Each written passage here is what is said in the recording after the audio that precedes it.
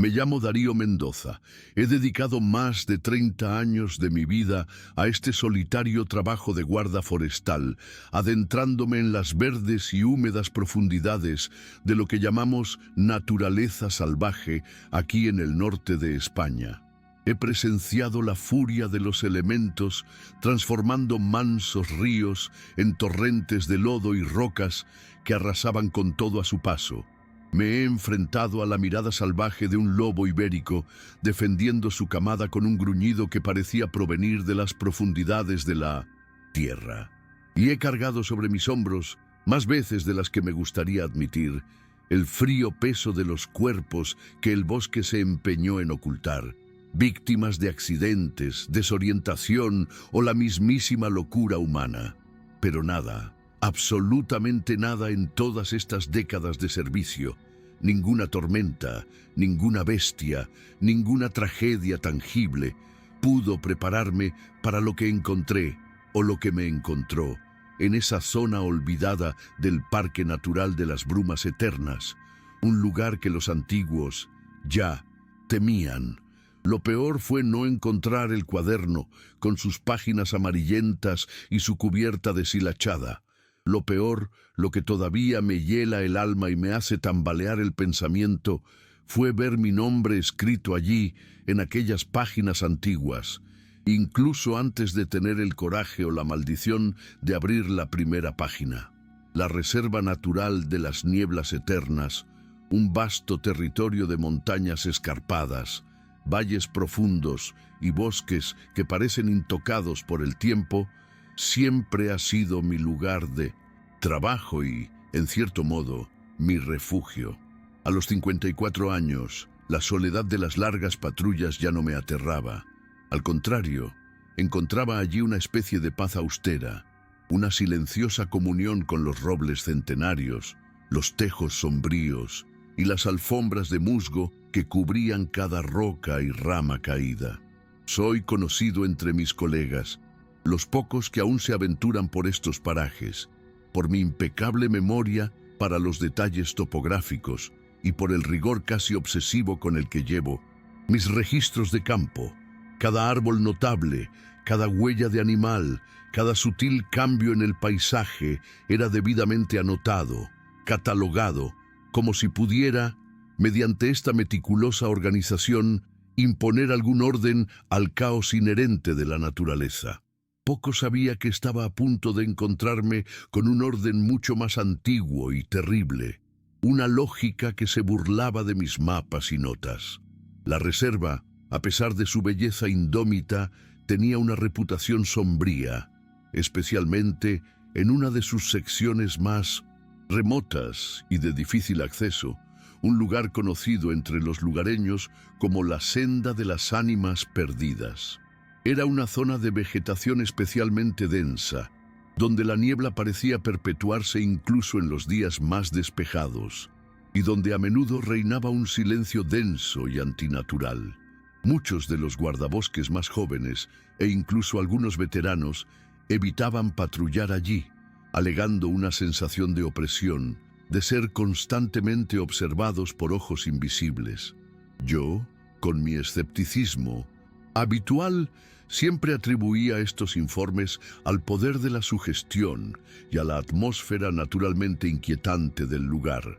En el corazón de este maldito camino se encuentra una reliquia del pasado, un antiguo refugio de madera y piedra, conocido informalmente como el Albergue Olvidado, construido en la década de 1950 y cerrado oficialmente en la década de 1970 después de la desaparición sin resolver de uno de los nuestros, un guardabosques llamado Gonzalo Rojas Montero. Mi fatídica incursión en 1900 el Sendero de las Almas Perdidas no fue motivada por la bravuconería ni la curiosidad morbosa, sino por la simple necesidad de cumplir con mi deber. Había informes de cazadores furtivos operando en zonas adyacentes y la ruta de inspección inevitablemente me llevaría a través de ese temido sector. El día amaneció como tantos otros en esa época del año. Un cielo bajo y nublado, una humedad que se filtraba hasta los huesos y una espesa niebla que reducía la visibilidad a unos pocos metros, transformando los árboles en formas fantasmales y amortiguando todo sonido, excepto el constante goteo de las hojas y el sonido de mis propios pasos sobre la alfombra de follaje en descomposición. La sensación de aislamiento era total, amplificada por la ausencia del canto de los pájaros y el silencio opresivo que parecía emanar de las mismas piedras y troncos cubiertos de musgo.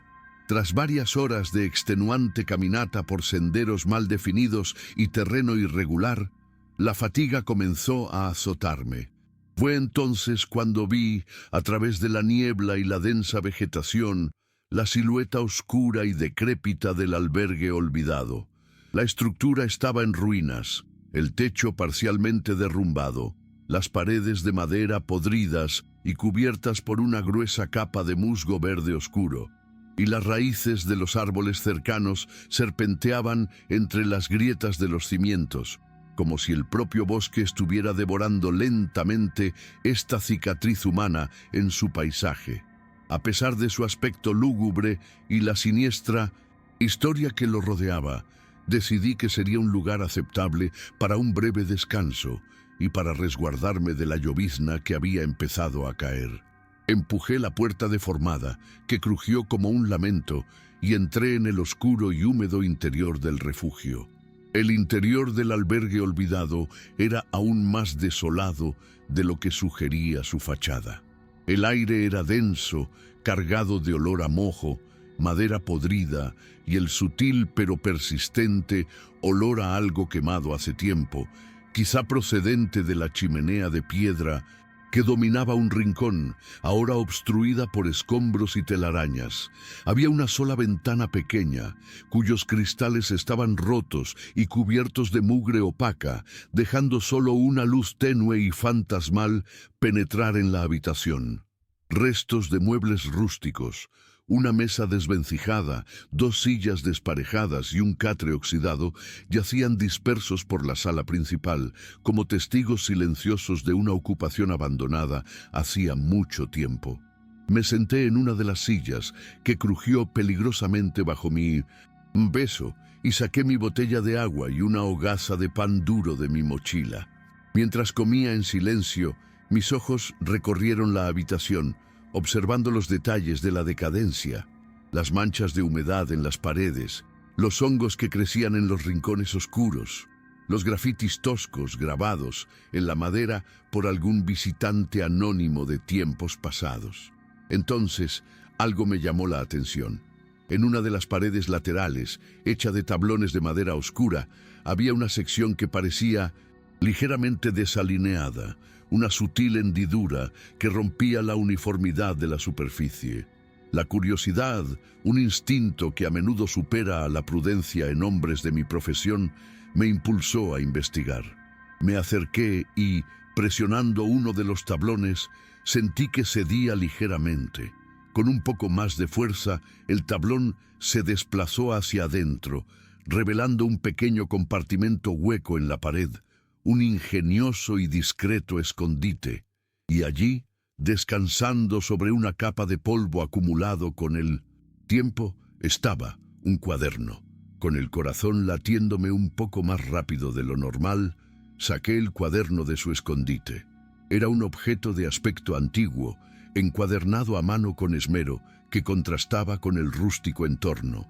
La cubierta era de tela azul oscuro, desteñida y manchada por la humedad, pero aún resistente al tacto. No había título, ni nombre, ni indicación de su contenido, ni de su propietario. Las páginas, que pude entrever por los bordes, eran de papel grueso y amarillento, de esos que ya no se encuentran fácilmente. Sentí un escalofrío recorrerme la espalda, la sensación de tocar algo prohibido, un secreto que el bosque había guardado durante décadas.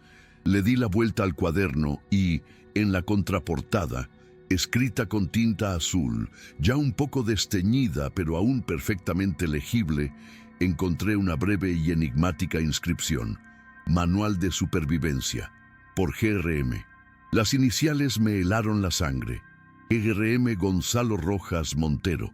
Era él, el guarda forestal que había desaparecido sin dejar rastro en ese mismo refugio en 1974. Oficialmente se le daba por muerto, víctima de algún accidente en el bosque agreste, y su cuerpo nunca fue encontrado. Pero entre los guardabosques mayores y los habitantes de los pueblos cercanos, la historia de GRM estaba envuelta en misterio y rumores de sucesos extraños, de locura repentina o de un encuentro con algo que el bosque prefería mantener oculto. Y ahora tenía en mis manos lo que parecía ser su último registro, su testimonio perdido. La vacilación inicial dio paso a una curiosidad febril, a una necesidad urgente de desentrañar ese misterio, de escuchar la voz de GRM a través de esas páginas amarillentas. Aún no lo sabía, pero al tomar esa decisión, abría la puerta a un horror que me consumiría por dentro, un horror que ya estaba escrito y que de alguna manera me esperaba. Con manos ligeramente temblorosas, abrí el cuaderno por la primera página.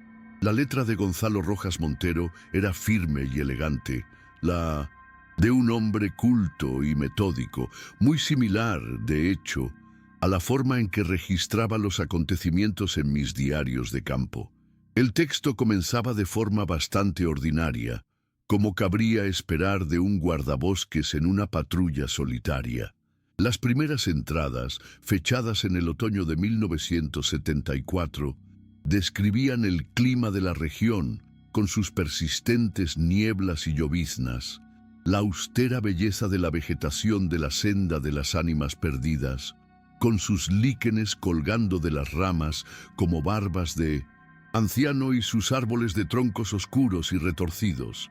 Había observaciones sobre la fauna local, el avistamiento de un raro gato montés, el melancólico canto de un búho por la noche.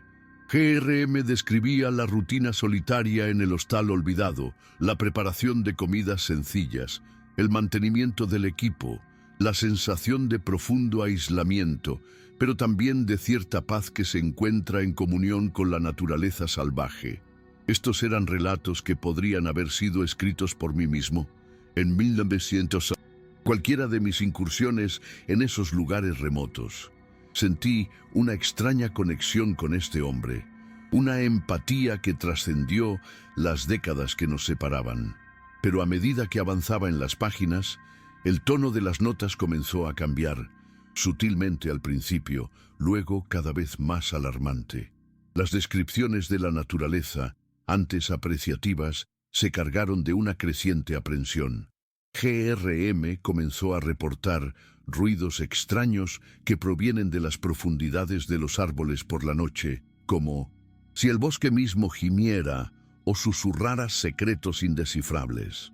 Mencionó sombras que se repiten en los mismos lugares, incluso cuando no había sol ni luna que las proyectara, formas que parecían moverse en el borde de la visión periférica.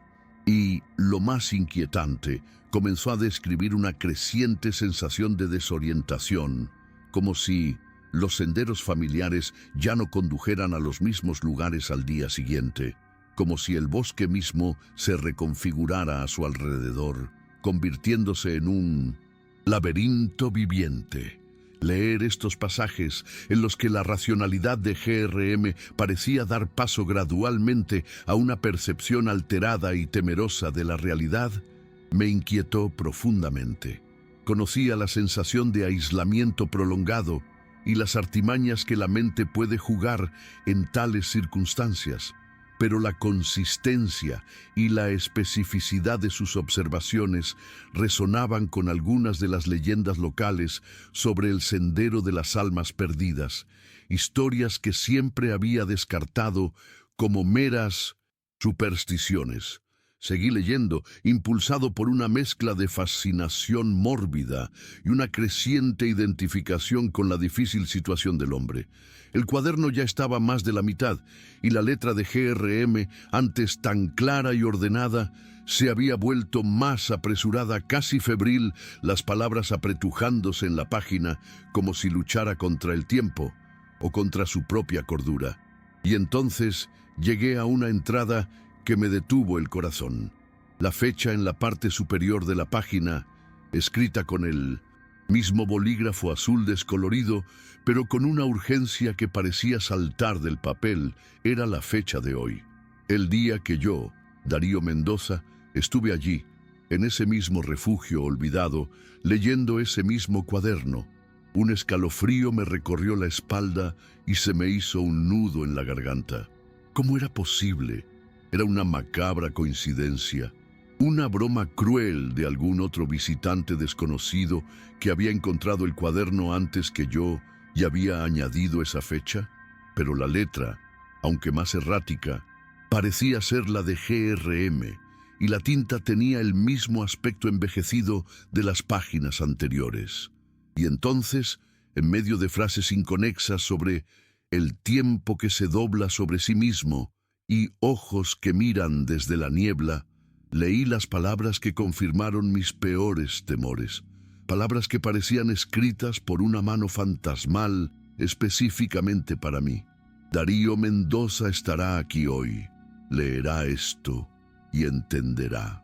El cuaderno cayó de mis manos temblorosas y el sonido de las páginas al golpear el suelo de madera resonó en el silencio opresivo del refugio como una sentencia de muerte. Ese momento, la comprensión de que mi nombre y mi presencia allí, en ese instante, habían quedado grabados en un cuaderno escrito hacía casi 50 años, me quebró por dentro. Mi incredulidad inicial dio paso a un miedo visceral, a la sensación de estar atrapado en una red tejida por el tiempo y el destino, o por alguna inteligencia maligna que habitaba en aquel bosque. Recogí el cuaderno del suelo, con las manos sudorosas, y continué leyendo, ya no por curiosidad, sino por una compulsión desesperada, como si aquellas páginas malditas albergaran la clave de mi supervivencia o la confirmación de mi destino. Y lo que siguió fue una escalada de lo absurdo, una serie de profecías que se desarrollaron en tiempo real, con una precisión que desafiaba cualquier explicación racional. La página siguiente, aún fechada hoy, describía con minucioso detalle una pequeña caída que sufriría en un sendero específico, cerca de un viejo puente de madera sobre un arroyo seco, un lugar que planeaba inspeccionar esa misma tarde. Resbalará en la roca suelta y musgosa, decía la letra apresurada de GRM, y se torcerá ligeramente el tobillo izquierdo. El dolor será agudo, pero soportable. Maldecirá su propio descuido. Lo descarté como una sugerencia macabra, pero horas después, mientras seguía el mismo rastro que había estado siguiendo, y a pesar de mi precaución extra, pisé una roca suelta y musgosa y sentí que mi tobillo izquierdo se torcía dolorosamente, tal como había predicho el cuaderno.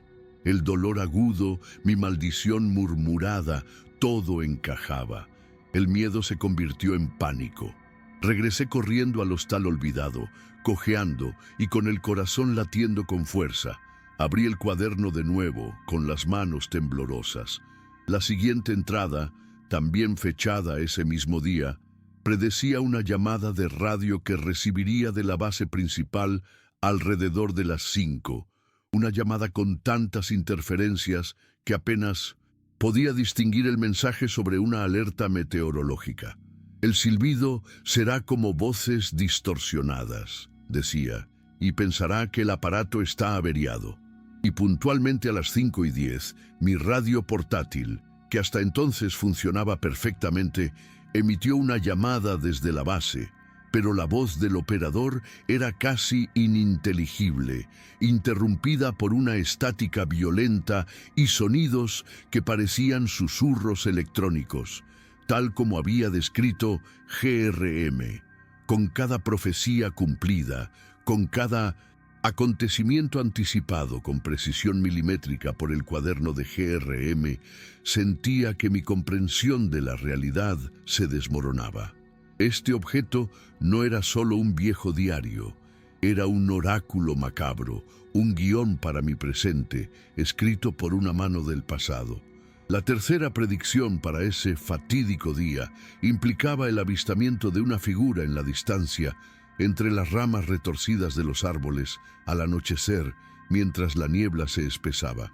La verá por un instante, decía el cuaderno, una silueta oscura e inmóvil, como si formara parte del bosque mismo. Pensará que es un animal o un efecto de la luz, pero en el fondo sabrá que no es ni lo uno ni lo otro. Y al caer la noche, mientras miraba por la ventana del refugio el paisaje desolado, con los nervios de punta, vi precisamente eso, una forma oscura y erguida, de pie entre una maraña de ramas a unos cientos de metros de distancia, parcialmente oculta por la niebla que se espesaba. No distinguía ningún detalle, pero la quietud y la extrañeza de aquella presencia me producían un profundo escalofrío. Y como las otras veces, al intentar enfocar la mirada, ésta desaparecía, dejando solo duda y miedo. Vivía en un guión escrito por un fantasma, cada paso, cada acontecimiento, meticulosamente predicho y registrado.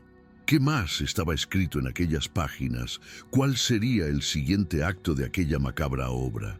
El miedo a seguir leyendo era casi paralizante, pero la curiosidad, o quizá la desesperada necesidad de saber qué me aguardaba, era aún más fuerte, una fuerza devoradora que me impulsaba a pasar página tras página, aunque sabía que cada palabra podía ser un nuevo clavo en mi ataúd.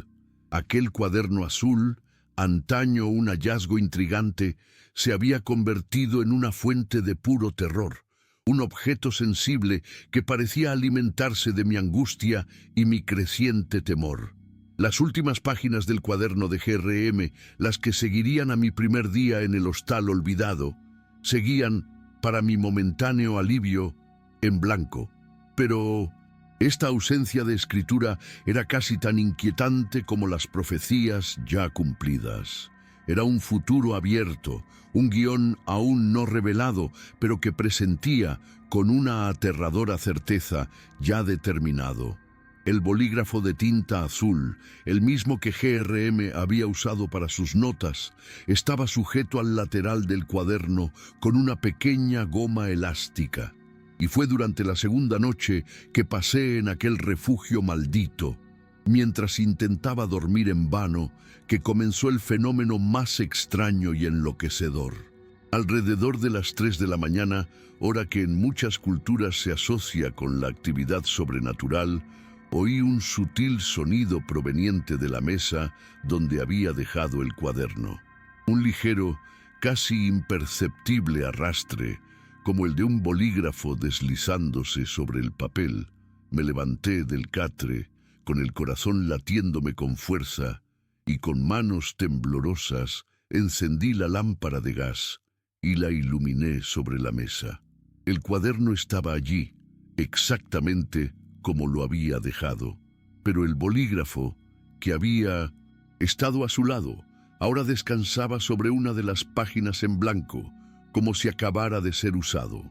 Y para mi horror, mientras observaba paralizado, la punta del bolígrafo empezó a moverse sola, lenta y erráticamente al principio, luego con una fluidez aterradora deslizándose sobre el papel y dejando un rastro de tinta azul. No había ninguna mano visible que lo guiara, ninguna fuerza aparente que lo impulsara. Era como si una voluntad invisible usara el bolígrafo para escribir, para llenar las páginas en blanco con mi destino. No podía distinguir las palabras que se formaban, pues la luz de la lámpara era tenue y mi mente estaba llena de terror. Pero la mera visión de aquella escritura fantasmal, materializándose ante mis ojos, fue suficiente para llevarme al borde de un ataque de nervios. Durante las siguientes noches, el fenómeno de la escritura automática se repitió, siempre a la misma hora, siempre con la misma lentitud inquietante.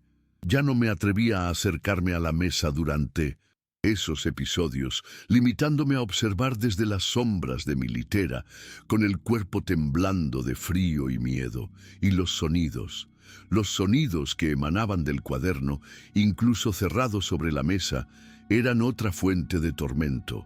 Podía oír las páginas pasarse solas, un susurro seco y sutil que parecía resonar en el silencio opresivo de la cabaña. A veces oía murmullos bajos, casi inaudibles, que parecían provenir de las propias páginas, como si las palabras escritas por GRM y las que escribía la entidad invisible cobraran voz, susurrando antiguos y terribles secretos. El albergue olvidado, antes un simple refugio decrépito, se había convertido en una cámara de tortura psicológica, y el cuaderno era el principal instrumento de esta tortura. Cada crujido de la madera vieja, cada gota de lluvia golpeando el techo con goteras, cada aullido del viento exterior parecía ahora cargado de un significado siniestro, como si el propio bosque conspirara con el cuaderno para volverme loco. Estaba atrapado, aislado del mundo exterior, con un libro que predecía mi presente y escribía mi futuro, y con sonidos e imágenes que desafiaban toda lógica o explicación. La sensación de impotencia era abrumadora. En medio de mi creciente desesperación, recordé un detalle que había notado mientras exploraba el albergue olvidado en mi primer día. En un rincón polvoriento, bajo un montón de mantas viejas y mohosas, había visto una grabadora de casetes, un modelo pesado y robusto de los años 70, probablemente del GRM o de algún otro guardia de la época. En aquel momento no le di mucha importancia, pero ahora, buscando frenéticamente alguna pista, algún fragmento de información que me ayudara a entender lo que estaba pasando, decidí buscarla. La encontré donde la había visto, cubierta de polvo y telarañas. Para mi sorpresa, y con una mezcla de esperanza y miedo, el compartimento de las pilas aún contenía 4 pilas grandes y viejas, y ya había una cinta de casete insertada. Con manos temblorosas, pulsé el botón de reproducir. Tras unos segundos de silbido y ruido de cinta vieja, una voz surgió de los altavoces integrados. Una voz masculina, cansada pero lo suficientemente clara como para ser entendida. Y era, sin lugar a dudas, la voz de Gonzalo Rojas Montero. Día, ya no sé cuál, empezó la voz, llena de una resignación palpable. La niebla no cesa, los caminos me traen de vuelta aquí, a este refugio. A él. La voz se detuvo y oí un sonido que parecía el de alguien tragando saliva. El cuaderno no deja de escribir, ni siquiera cuando no miro. Sabe lo que voy a hacer antes que yo. Un escalofrío me recorrió la espalda. Era la confirmación de la propia boca de GRM del fenómeno que estaba presenciando. La cinta continuó, con GRM describiendo su aislamiento, su miedo creciente, la sensación de perder la noción del tiempo y la realidad. Y entonces, una frase que parecía dirigida directamente a mí, como si supiera que décadas después, alguien estaría escuchando esta grabación desesperada. Llegas demasiado tarde, Darío. Ya saben que estás aquí. El ciclo debe continuar. Mi nombre, dijo mi nombre. La cinta terminó con un clic y el silencio que siguió fue aún más denso y ominoso que antes. Los sueños, cuando podía dormir, se convertían en una extensión de los horrores de la vigilia. Un escenario donde pasado y presente se fusionaban de formas grotescas y perturbadoras. Constantemente me veía en la piel de Gonzalo Rojas Montero, vestido con su ropa de guardabosques de los años 70, recorriendo los mismos senderos del Sendero de las Almas Perdidas, pero el bosque a mi alrededor era diferente, más oscuro, más hostil. Los árboles parecían vivos, sus ramas retorciéndose como tentáculos, sus troncos anudados como ojos malévolos que me seguían a todas partes. Vi una figura idéntica a mí, con mi rostro, mi ropa actual, observándome desde las sombras, como si yo fuera un fantasma de mi propio futuro, o él un eco de mi pasado. La sensación de ser observado por esos árboles, con sus ramas imposiblemente largas y retorcidas, era una constante en mis pesadillas. Una presencia que me asfixiaba y me llenaba de un temor primigenio. Empecé a cuestionar la naturaleza misma de mi identidad, de mi existencia. Fui yo, Darío Mendoza, una reencarnación de GRM, condenado a revivir su trágico destino en ese lugar maldito. ¿O acaso el tiempo, en ese bosque olvidado de Dios, funcionaba de forma diferente, no lineal, permitiendo que el pasado, el presente y el futuro coexistieran e influyeran mutuamente? La idea de estar atrapado en un bucle temporal, en una eterna repetición del mismo drama macabro, era casi tan aterradora como las profecías del cuaderno. El bosque no era solo el escenario de aquellos inexplicables sucesos, parecía ser su origen mismo, una entidad antigua e indiferente que jugaba con la vida y la cordura de los pocos que se atrevían a adentrarse en sus dominios más profundos y secretos.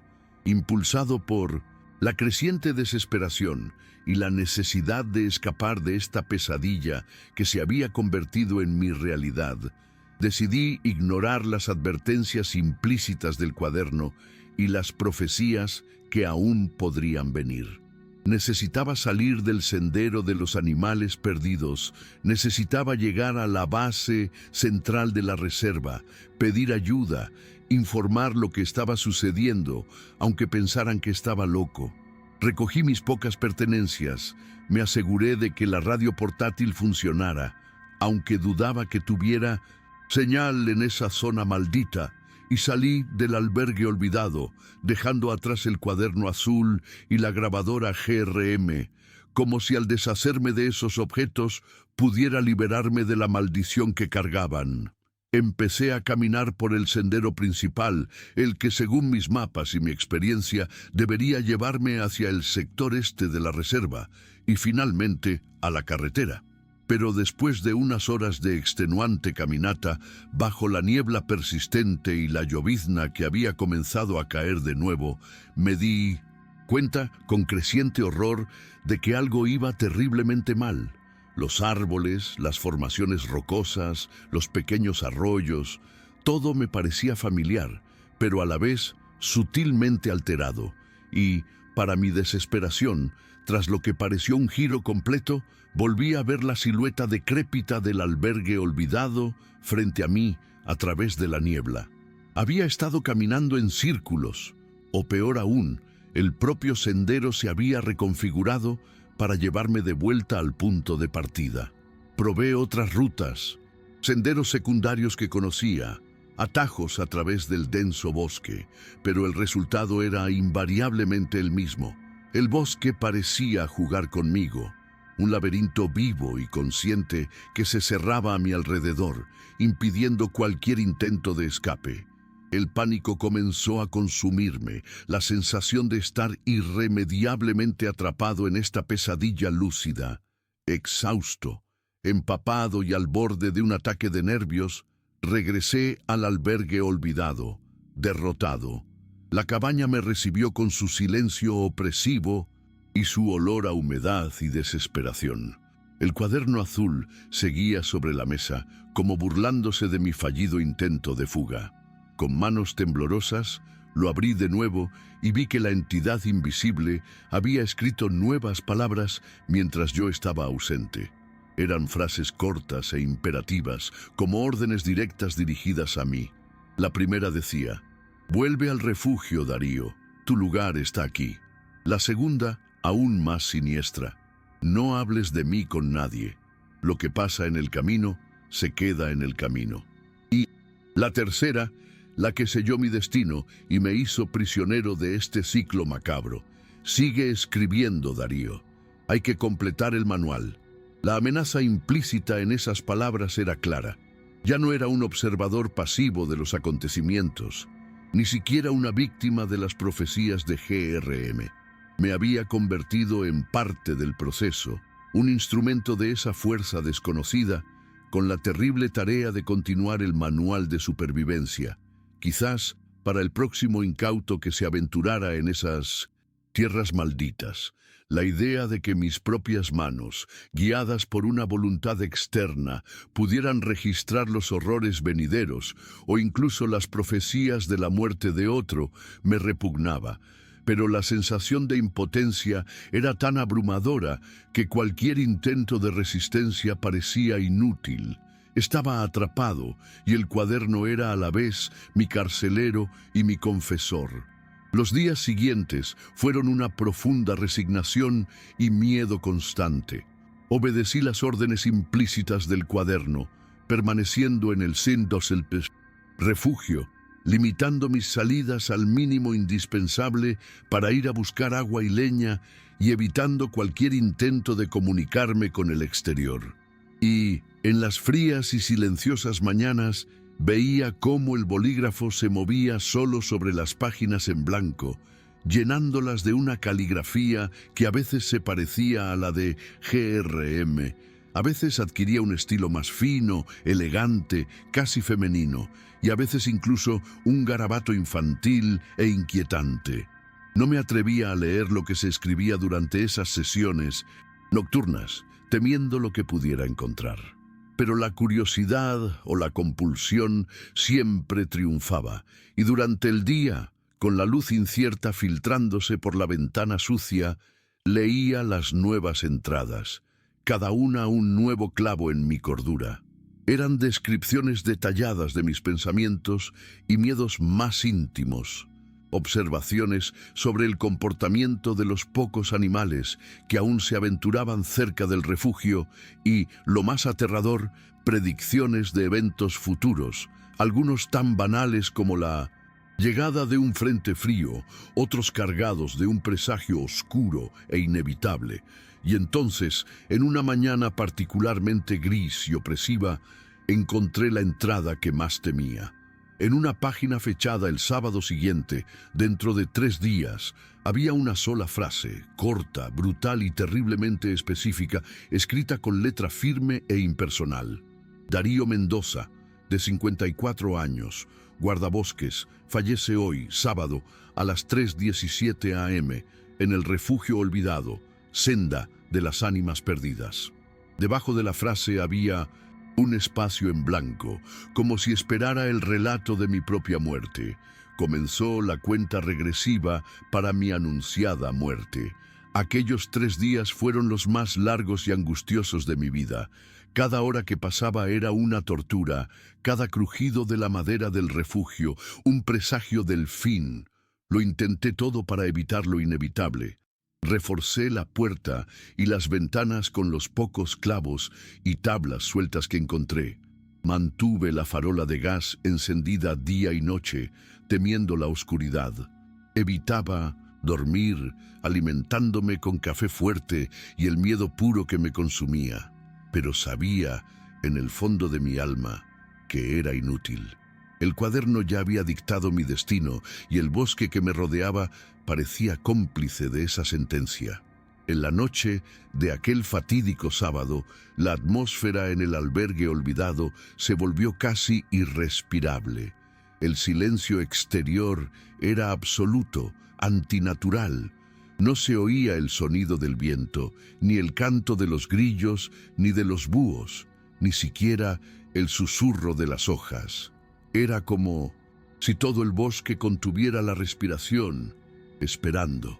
Mi viejo reloj digital, que miraba obsesivamente, pareció congelarse a las 3:16 de la mañana, el último minuto antes de mi anunciada muerte. Un sudor frío me corría por la frente. El corazón me latía con fuerza contra las costillas. Estaba sentado a la mesa, con el cuaderno abierto delante, en la página de mi sentencia, y el bolígrafo a mi lado, como una invitación macabra. Y entonces oí un sonido, una luz que se movía lentamente fuera de la puerta. Me levanté temblando y miré por la rendija de la ventana. No vi nada más que niebla espesa y oscuridad, pero la puerta, que había cerrado con llave y apuntalado con una viga de madera, empezó a abrirse lentamente, con un suave crujido, como si no ofreciera resistencia, y en el umbral apareció una figura. No era GRM, no era nada que pudiera reconocer, era alta, esbelta, envuelta en sombras que parecían aferrarse a ella como una capa, y en sus manos, largas y pálidas como raíces desenterradas, sostenía un bolígrafo idéntico al que estaba en mi escritorio. La figura se deslizó dentro del refugio, se paró frente al escritorio, cogió mi cuaderno, el manual de supervivencia, que ahora llevaría mi nombre, y con aterradora calma se sentó en mi silla y comenzó a escribir. Al día siguiente, o quizá unos días después, pues el tiempo había perdido todo significado para mí, o lo que quedaba de mí, una nueva patrulla de guardabosques, enviada a investigar mi prolongado silencio de radio, encontró el albergue olvidado. Estaba vacío, por supuesto, ni rastro de Darío Mendoza, ni rastro de lucha, ni rastro de violencia. Solo el silencio del bosque y el olor a moho y abandono. Y sobre la mesa del centro de la habitación yacía un cuaderno encuadernado a mano con tapa de tela azul oscuro, ahora un poco más desgastado, un poco más manchado. En la contraportada, donde antes estaban las iniciales GRM, ahora estaba escrito, con una caligrafía que algunos podrían reconocer como mía, pero que parecía extraña e impersonal: Manual de Supervivencia, por DM. Las primeras páginas del cuaderno habían sido reescritas, la historia de GRM borrada y reemplazada por mi propio viaje a través de ese lugar maldito, hasta el punto de mi propia predicción final, y discretamente pegada en una de las últimas páginas en blanco, con pegamento aún fresco, había una pequeña nota, escrita con una prisa casi febril, pero con una claridad ominosa. Siguiente: Manuel Andrade, guardabosques. Llegará al sendero de los animales perdidos en 3 días. El ciclo debe continuar. El nombre de mi colega, un joven guardabosques recién transferido a la reserva, a quien yo mismo había entrenado unas semanas antes. El horror de ese ciclo, ese reemplazo implacable, era la verdadera maldición de aquel lugar. Algunos bosques, queridos míos, no quieren ser observados. Tienen sus propios secretos, sus propias leyes, y no toleran a los intrusos por mucho tiempo. Observan, aprenden, y cuando es necesario, escriben sus propias guardias, sus propias historias, usando como tinta el miedo y la desesperación de quienes se atreven a desentrañar sus misterios más profundos. Y cuando terminan de leerte, cuando tu historia está completa y debidamente registrada en sus páginas malditas, simplemente te borran, te absorben, transformándote en otro susurro en la niebla, otro nombre en un ciclo sin fin. El hostal olvidado sigue ahí, oculto en el sendero de las almas perdidas, esperando.